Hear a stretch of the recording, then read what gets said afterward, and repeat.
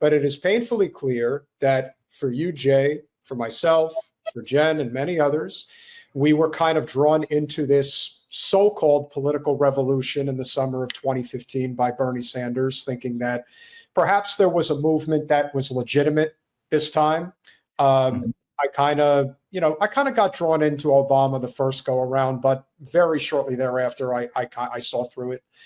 But when Bernie ran the first time and talked about how he was going to run clean, that's what drew me in. I just thought, well, I don't really have to agree with all of his politics. I just have to agree that he's not going to be bought and paid for by corporate special interests. And as the Democratic Party showed us, as they have shown us over the past decade, and they are daring millions upon millions of people to leave the party en masse because they are not going to change.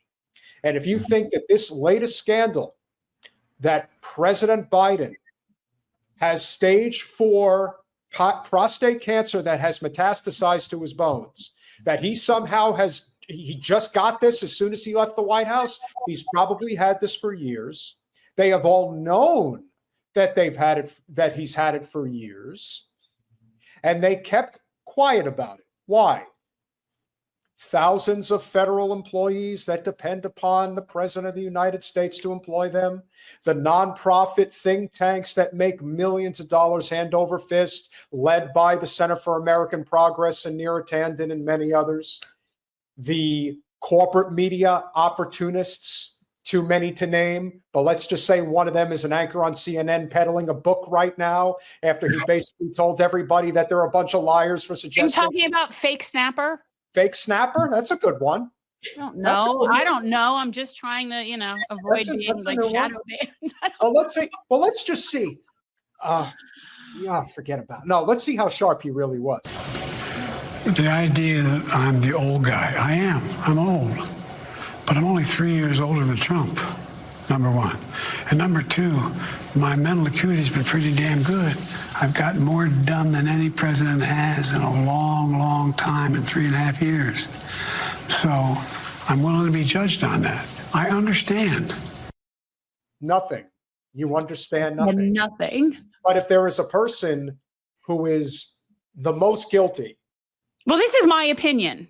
Yes, I would agree. And I think Jay would agree as well. This is the person, more than anyone else, who is the most guilty of this particular instance. I mean, listen, the Democratic Party overall is a complete failure. We understand. That's not what we're talking about. We're talking about Joe.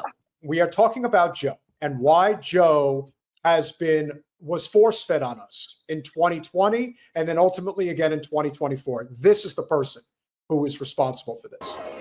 Joe, you did such a great job. You answered every question. You knew all the facts. And let me ask the crowd, what did Trump do? Why? I hold Jill Biden very, very culpable and very accountable, needs to be held accountable. I've been saying that actually since he even got elected. I think that there could be a case for elder abuse. I think that if they knew a couple years ago, she knew a year before that. And there is no way that his spouse didn't know. So she's been pushing him in a way, not only that's completely unhealthy for him, most likely, but just so disingenuous and just so unbelievably self-serving. So and it's funny to me that I don't feel like anybody else is talking about this. I was saying this to Peter before. Why is nobody talking about Jill Biden or Dr. Jill, some doctor, what her accountability is in this? Because I got to tell you, as someone who is a married person, that's your next of kin. That's your person. That's the person who knows what's going on. They're probably unless you have other documents drawn up, that's your power of attorney. That's who would be responsible for you if you were incompetent. I mean, forget the Kamala 25th Amendment thing. Where the fuck was his wife? And why is nobody holding her accountable? I'm just saying, I really want to know why nobody else is talking about this but me. And we have to be very clear. And listen, we love you, Colanello. You've been a supporter of our channel since the beginning. We appreciate you being here. But your language, your statement is akin to the statement of David Axelrod. Oh, we don't have to talk about this. No, we do have to talk about it, because the reason we don't have single-payer health care and a living wage is because of people like you who say, let's focus on the fascists. How the fuck did they get there? How did they get there? They got there because the system's rigged, and it's rigged by people like the Bidens and the Democratic Party establishment and all the intricate components that move in concert to make it so. Or stop yelling at Columnello.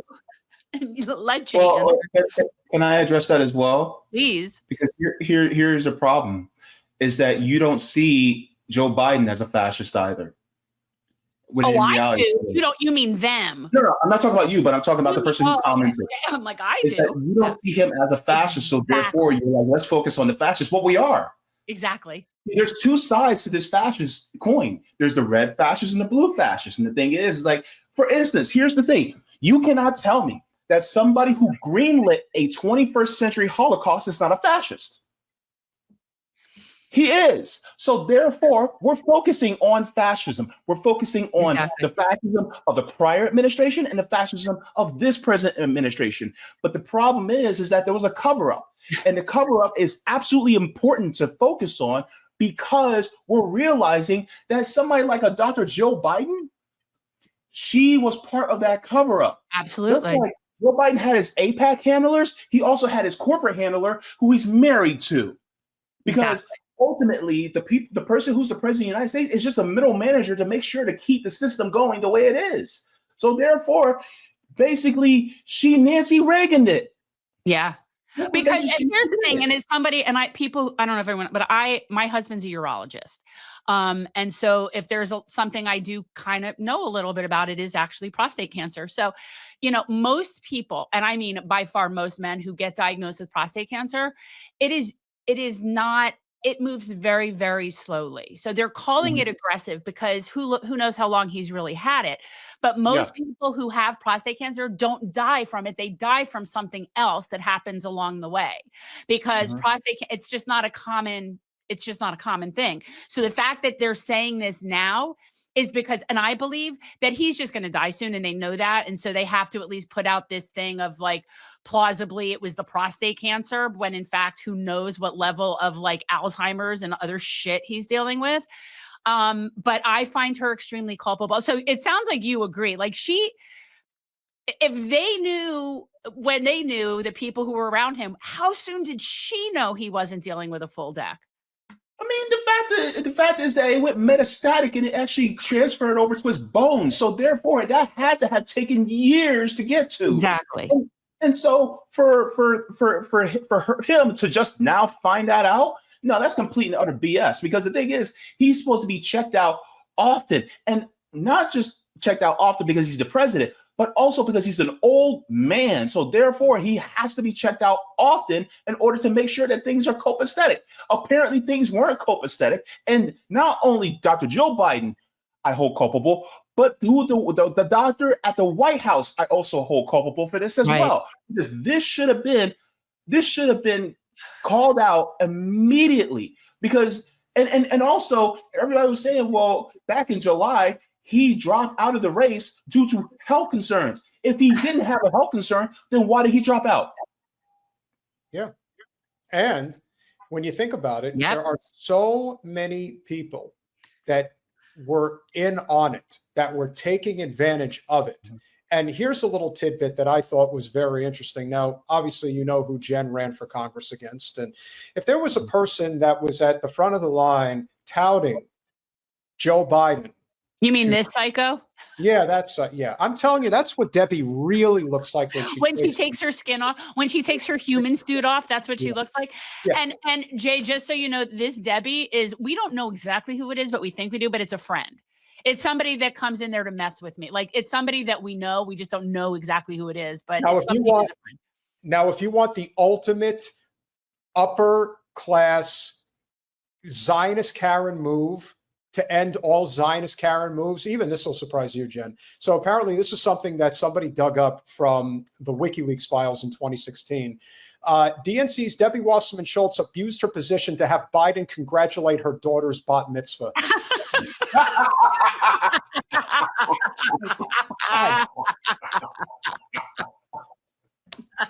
I mean, of all the things to use your position for.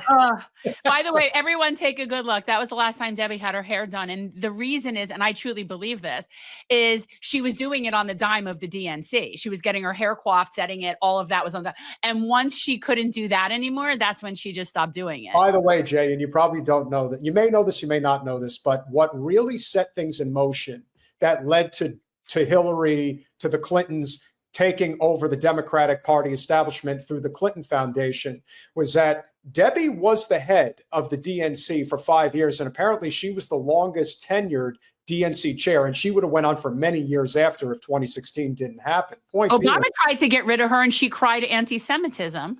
He tried to get rid of her. I found a clip from the Democratic convention in 2012. Obama tried to get her out, and she made a big stink about it at the convention, saying that Obama was an anti-Semite. I have not been able to find this clip for the longest time. It probably got, you know what? It's like the time, there were a handful of things that happened the first time Jen ran against Debbie. One of them was discovering that she sat on the board of ALEC and no one knew about this. The fact that she sat on the board of ALEC and got caught. What did I do? Something happened. I didn't. You are like you're like a toddler messing around with stuff. Sorry. That's what you did. God damn it. I was just trying to write in the comments. Jesus. Sorry. Anyway, she got caught basically as a member of ALEC. She was like, ALEC is I think there was like 40 board members of ALEC, and 3 of them were Democrats. And she was one of the 3. Mm-hmm. And as a result, because we were able to put this out there, we put it in like a fundraising email. Debbie was able to get her name scrubbed from the website. But the internet's forever, and you could always find this information, and that's always out there. And so the story doesn't end there. So Wasserman Schultz is able to skate at the convention in 2012 and stay on as the DNC chair. In 2014, she spends, in terms of midterm spending for elections, she spent the equivalent of what you spend during a presidential election. She put the Democratic Party like $3 million into the red. She bankrupted the party. He bankrupted the party. And that's how Hillary and Bill got in there with the foundation. They funded the party, got them out of the red and into the black. And still own it to this day. How they took it over. And that is why we're here today. So when I tell people that Wasserman Schultz, she's culpable, as culpable as anybody in the Democratic Party for why we didn't get Bernie Sanders and got Donald Trump, that is the reason. I know people think, well, you can't just be one person. Well, no, it's not. But in terms of somebody who was 1,000%, I don't know who that person is, but we'll pull that up in a minute. All right, hold on. But talk about somebody who was culpable. Yeah. So to the bitter end, to the very end, Wasserman Schultz was out there until like the day before Joe decided to drop out, saying he was perfectly fine. Sharp. There's nothing wrong with him. He should stay in the race. Even after George Clooney did his mea culpa and all of them came out and said that he shouldn't be running. Frankly, I don't give a shit because the Democratic Party should go up in flames as they're going up in flames. But if you want to know how we got here. It's Debbie. It's all roads lead to Debbie. Did you not know that that's why the Clintons own the party? And that is how everybody now, why Kamala was basically Hillary in a Kamala suit. They own the party still. So that's Team Clinton. And until this party is not that, it's dead. It's not going to win another national race. I don't think they're winning another national race. As a cancer survivor, I know how difficult this news can be. I send my love and support to President Biden and his family. He's a ferocious fighter, and I know he'll handle this battle with strength and dignity. Steve, the kids, and I wish him a full and speedy recovery. Debbie Wasserman Schultz has been in Congress for 2 decades. Debbie, your son voted for me. She has voted. She has voted against single-payer health care every single term she has been in Congress. She doesn't think other women deserve to have help with their breast cancer.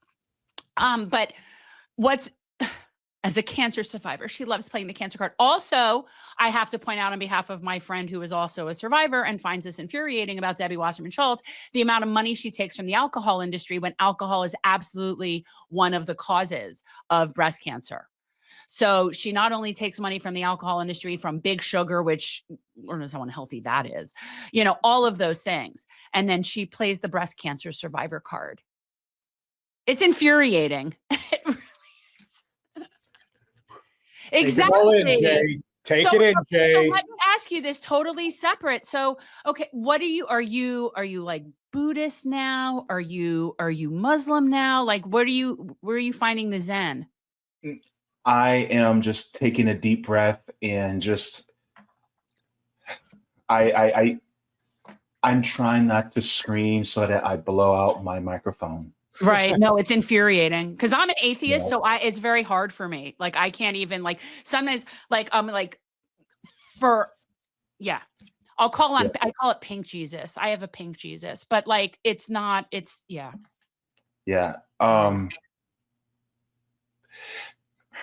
As far as somebody like Debbie Wasserman Schultz, she seems like she's cut from the same cloth as Joe Biden, because Joe Biden also said that it would be an insult to his dead son who died of cancer to give everybody universal health care.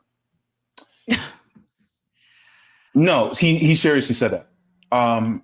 And so when it comes to people like Debbie Wasserman Schultz,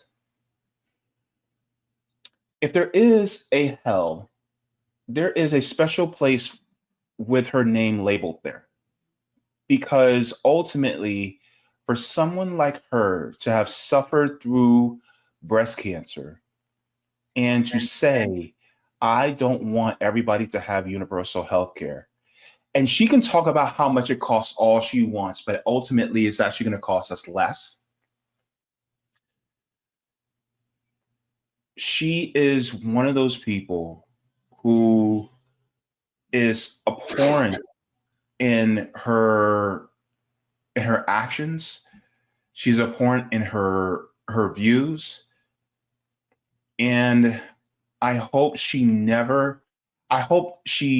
never sees the inside of a public office ever again.